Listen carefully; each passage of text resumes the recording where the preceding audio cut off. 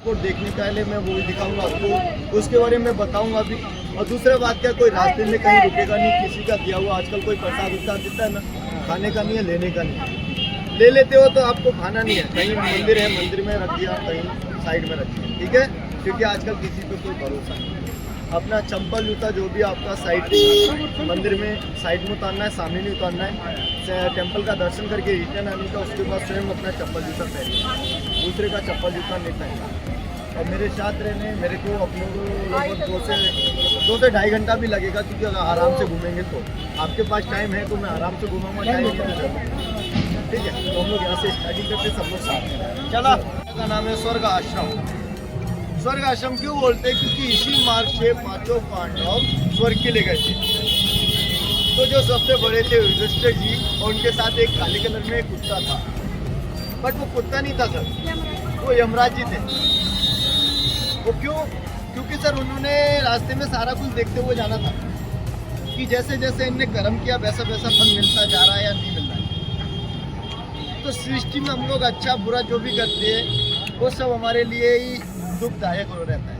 अच्छा करेंगे तो हमारे लिए होगा, बुरा करेंगे वो हमारे लिए होगा। तो इसीलिए हम लोगों का जो पीड़ा होती है ना, उनको रास्ते में मिलती रहती है। काफ़ी तरह की दुख दर्द मतलब वो मिलती है, दर्द मिलता है। तो वैसे ही 5 पांडवों में जो 4 पांडव थे उन्होंने अलग अलग तरह से मतलब गलत उपयोग किया था महाभारत में, तो उनको वैसी ही सज़ा मिलती गई रास्ते में। तो 4 पांडवों के सहित एक द्रौपदी जी भी थी, उन्होंने भी अपना शरीर त्यागा था रास्ते में। मगर सबसे बड़े थे युधिष्ठिर जी, कोई स्वर्ग के लिए पहुंच पाए थे, बाकी 4 पांडव रास्ते में शरीर त्यागा था, तो इसीलिए इसका नाम स्वर्ग आश्रम पड़ा है। मगर स्वर्ग जाने का मार्ग जो मिला था वो भगवान शिव के द्वारा मिला था। वो यहाँ से 280 किलोमीटर ऊपर माना गाँव बद्रीनाथ से 7 किलोमीटर ऊपर पड़ता है, तो वहाँ से ही 5 पांडव स्वर्ग के लिए गए। तो अभी हम लोग आगे चलेंगे, गीता भवन लक्ष्मी नारायण टेम्पल है, उसका दर्शन करेंगे। ऋषिकेश का सबसे पुराना टेम्पल है।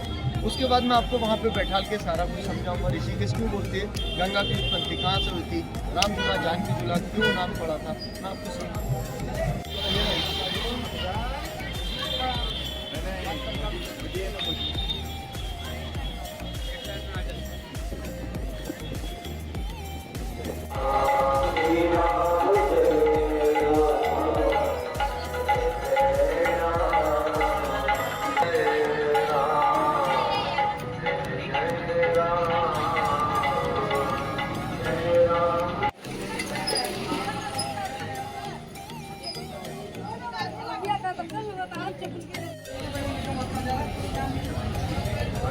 गीता भवन लक्ष्मी नारायण टेम्पल ये सामने देखेंगे, और ये ऋषिकेश का सबसे पुराना मंदिर है सर।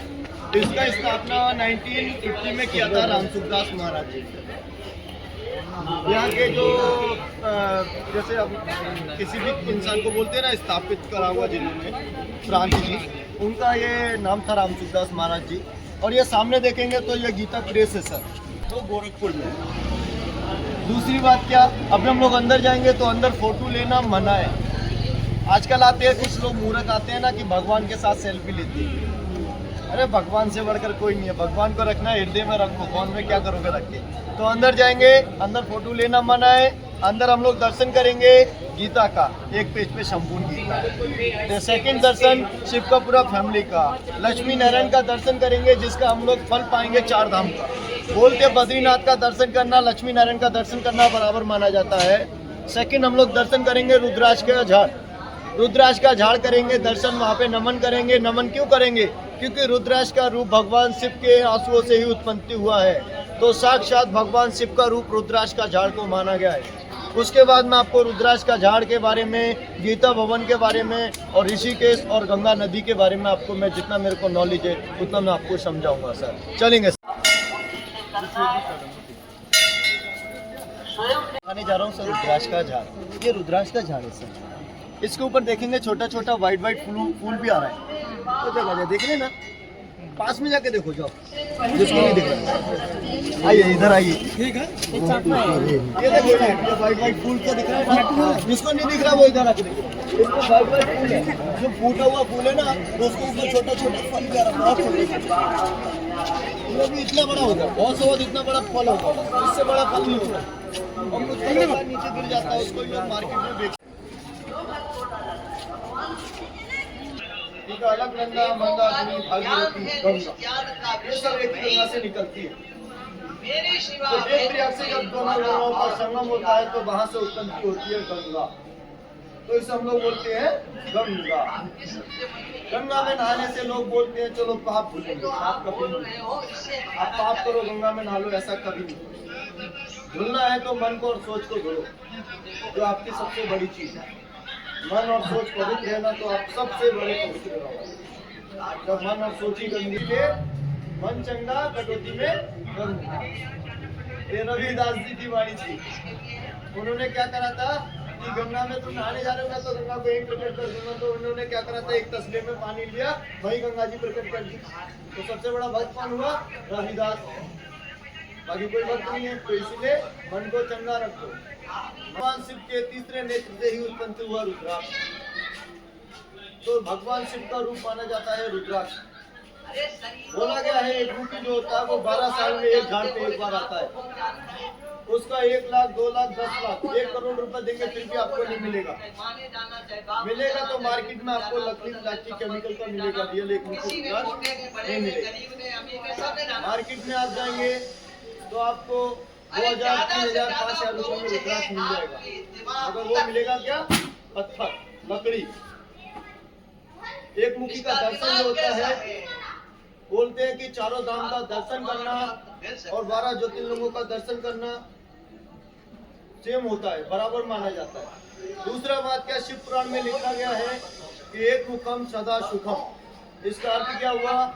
इसका अर्थ हुआ कि हमसे कोई अनजाने में भूल या पाप हो जाता है तो एक मुखी रुद्राक्ष का दर्शन करने से हम लोगों को हजारों पुण्य से, हजारों पापों से छुटकारा मिलता है। हम लोग जाते हैं केदारनाथ, बद्रीनाथ, गंगोत्री, यमुनोत्री, रिटर्न आते हैं तो रास्ते में पड़ता है जगत गुरु शंकराचार्य जी का आश्रम।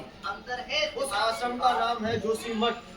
लेकिन आपको गुरु शंकराचार्य जी के आश्रम तो काफी जगह में है, मगर प्राचीन जो मठ है जहाँ पे आदि श्री गुरु शंकराचार्य जी ने 18 वर्ष रह के तपस्या किया था, भगवान शिव का नेचुरल दर्शन किया था। बताया गया था कि भगवान शिव के द्वारा उन्हें वरदान मिला था, तो उन्होंने 5 केदार की स्थापना की थी।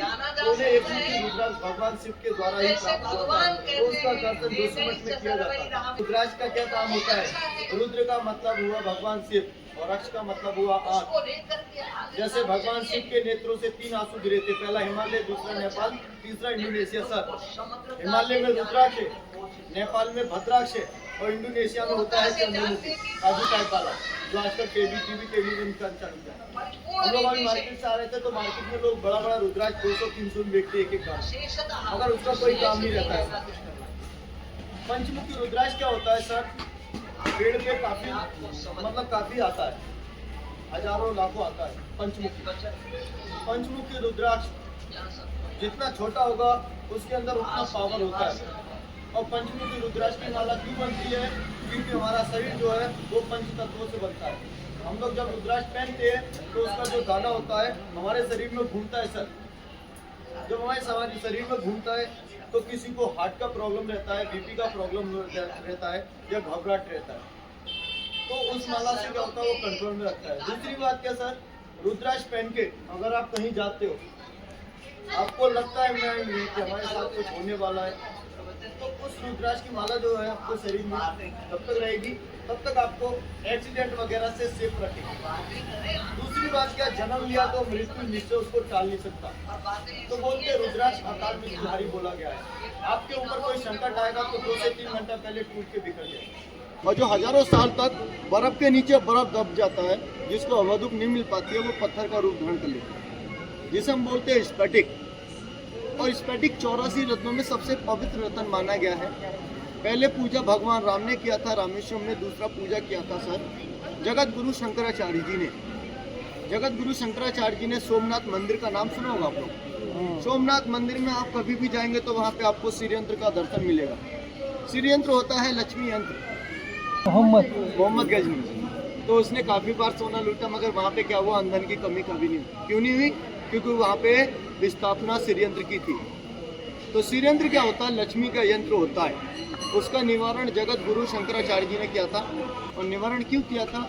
क्योंकि बोला गया है कि हमारा घर का दिशा दोष, भूमि दोष और पितृ दोष, इन दोषों से छुटकारा पाने के लिए हम लोग बोलते हैं जहाँ पे हम लोग रहते हैं वहाँ पे 15 फीट, कोई 20 फीट नीचे कोई पुराना मंदिर या पुराना मस्जिद या पुराना शमशान भूमि, हमें नहीं पता जहाँ जाना। तो इसीलिए षड्यंत्र का निवारण किया था, मगर फर्स्ट पूजा भगवान श्री कृष्ण जी ने द्रौपदी जी के हाथों से कराई थी। कब कराई थी? जब महाभारत में पांचों पांडव सब कुछ हार गए थे, 18वें दिन का युद्ध होने वाला था, लास्ट युद्ध। तो भगवान श्री कृष्ण जी ने अर्जुन को षड्यंत्र दिया था, तो उसी के कारण ही राजपाट, धन दौलत और उनके शत्रुओं का भी नाश हुआ। तो घर की लेडी जो होती है लक्ष्मी का रूप होती है, उसके हाथों से उसकी स्थापना होती है, जेंट्स आदमी के हाथों से स्थापना ही नहीं होती। श्री का मतलब हुआ लक्ष्मी, यंत्र का मतलब हुआ हाउस, पूरा मतलब डिपार्टमेंट। जैसे आपका घर है, घर के अंदर कितना गेट होता है, कितना कोना होता है, वैसे ही षड्यंत्र के अंदर भी 4 तरह का कोना होता है। तो उसका स्थापना करने का विधि क्या होता है? घर की लेडीज होती है, सुबह 11 बजे से पहले मंदिर में, आपका बेडरूम में, आपका बिजनेस रूम में, कहीं पे भी स्थापना करना हो आपको उसका, तो शास्त्री जानते हैं सिंदूर से स्वास्तिक करने का, लाल कपड़े पे रख देने का है। आप रख के भूल जाएंगे, मगर आपको एहसास दिलाएगा कि ऐसा कोई चीज़ आके रखा है घर में, जिससे हमारे घर में पहले दिन से वृद्धि होना चालू है। मगर उसका आपको रोज़ पूजा पाठ करने का ज़रूरत नहीं है। क्यों? क्योंकि उसके अंदर हीलिंग पावर रहती है। हीलिंग पावर यानी कि जैसे अगर आपको सिद्धि आती है तो आप फेस टू फेस बैठ के बात कर सकते हो। बहुत से लोग धन प्राप्ति, पुत्र प्राप्ति का पूजा करते हैं, वो जागृत होता है सर धनतेरस को। तो षड्यंत्र पहले हो गया। सेकंड होता है सर स्पेटिंग माला। स्पेटिंग माला क्या करता है? जो लोग ज़्यादातर एंग्री टाइप के लोग रहते हैं ना, जो बात बात पे गुस्सा, टेंशन, तनाव, माइग्रेन प्रॉब्लम, कंटिन्यू सिर में दर्द रहता है, माइग्रेन प्रॉब्लम रहती है, तो उनको 2 से 3 घंटा स्पेटिक माला पहना देना। शरीर में एक्स्ट्रा हीट रहती है, वो अपने अंदर ट्रांसफर कर लेते हैं। स्पेटिक का एक बार जाप करना रुद्राक्ष का 1000 बार जाप करना बराबर होता है। स्पेटिक होता है सर लक्ष्मी या किसी भी देवी के लिए आप जाप कर सकते हैं। रुद्राक्ष भगवान शिव के लिए होता है। अगर दोनों कॉम्बो करेंगे ना रुद्राक्ष स्पेटिक, तो वो शिव शक्ति हो गया। तो आपको स्पेटिक अलग से लेने का जरूरत नहीं पड़ता, शिव शक्ति हो गया। उसका पावर क्या होता है? बढ़ जाता है। आप स्पेटिक भी पहन सकते हो, रुद्राक्ष भी पहन सकते हो। सेकंड क्या है सर, इधर में खेती नहीं होती है, इधर बड़े बड़े रॉक्स निकलते हैं, पन्ना, पुखरा, नीलम। गवर्नमेंट इन चीज़ों को कनेक्ट करके एक नौगरे की माला बनाती है। नौगरे माला क्या होता है? जीवन में कभी भी आपको अलग से पत्थर पहनने का जरूरत नहीं। आजकल जल्दी जल्दी में लोग क्या करते हैं कि ग्रह को पूछते, बाकी 8 ग्रह को छोड़ देते, तो बोलते बनाया हुआ काम भी बिगड़ जाता है। नौगरे माला क्या होता है? अगर आप उसको पहनेंगे तो आपको फ़ायदा करेगा। अगर आपका घर है, घर में टेम्पल है, आप टेम्पल में रखेंगे तो पूरी फैमिली की सेफ्टी करेंगे। फैमिली से अगर कोई बाहर जाता है किसी भी काम से, ऑफिस या कहीं एग्जाम वगैरह देने, उस माला को उतार के पहन के जाओ, हर काम में सफल हो। अभी हम लोग यहाँ से उत्तरांचल रतन निगम उत्तराखंड गवर्नमेंट म्यूजियम जाएंगे, जहाँ पे दर्शन जानकारी फ्री हो। वहाँ से अगर कोई चीज़ आपको अच्छा लगता है तो आप वहाँ से परचेस कर सकते हो। सेकंड क्या है, यहाँ से लेकर हरिद्वार तक हैंडीक्राफ्ट समझते हैं आप लोग सर, प्राइवेट जगह जगह लोगों ने बना रखे ब्रांच, एक एक मुख्य रुद्राक्ष लोग बना के बेचना चालू भी किया। बट यहाँ पे जो दर्शन होता है वो जगत गुरु शंकराचार्य जी का एक मुख्य रुद्राक्ष। दर्शन जानकारी फ्री होता है, कोई चार्ज नहीं है सर।